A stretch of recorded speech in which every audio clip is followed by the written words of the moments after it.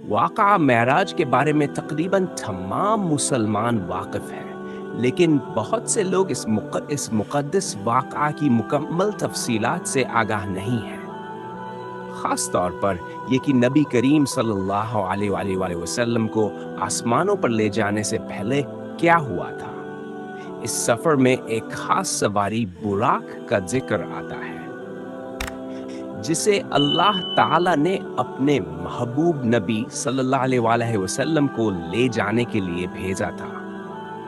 صحیح مسلم میں حضرت انس بن ملک رضی اللہ عنہ سے مروی ایک حدیث میں واقعہ معراج کا ذکر یوں ملتا ہے کہ رسول اللہ صلی اللہ علیہ وآلہ وسلم نے فرمایا، میرے پاس براق لایا گیا جو ایک لمبے قد اور سفید رنگ کا چوپایا تھا، وہ گدھے سے بڑا اور کھچر سے چھوٹا تھا، اور اس کے قدم نظر کی آخری حد پر پڑتے تھے۔ میں اس پر سوار ہو کر بیت المقدس پہنچا اور وہاں اس مقام پر باندھ دیا جہاں انبیاء علیہم السلام اپنی سواریاں باندھا کرتے تھے۔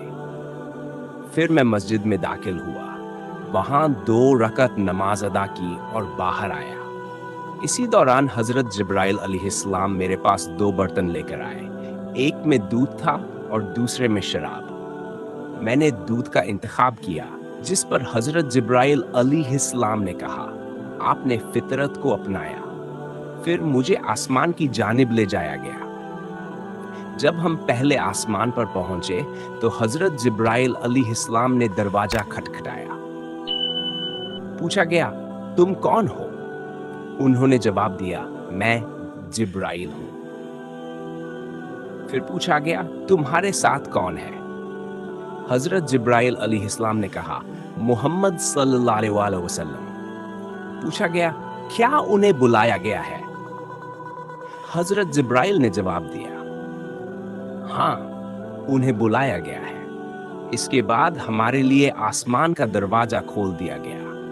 ترمذی شریف میں ایک اور روایت میں حضرت انس رضی اللہ عنہ بیان فرماتے ہیں کہ جب حضرت جبرائیل علیہ السلام براق کو لے کر آئے تو براق خوشی میں رقص کرنے لگا۔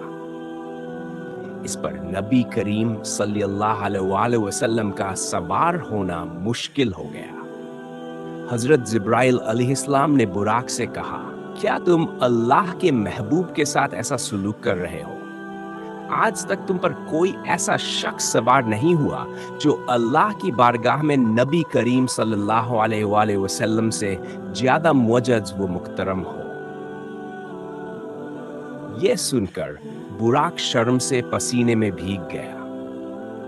یہ واقعہ معراج نبی کریم وسلم کے مقام و مرتبے کی عظمت کو واضح کرتا ہے، اور اس مبارک سفر کی تفصیلات ایمان کو مزید جلا بخشتی ہیں۔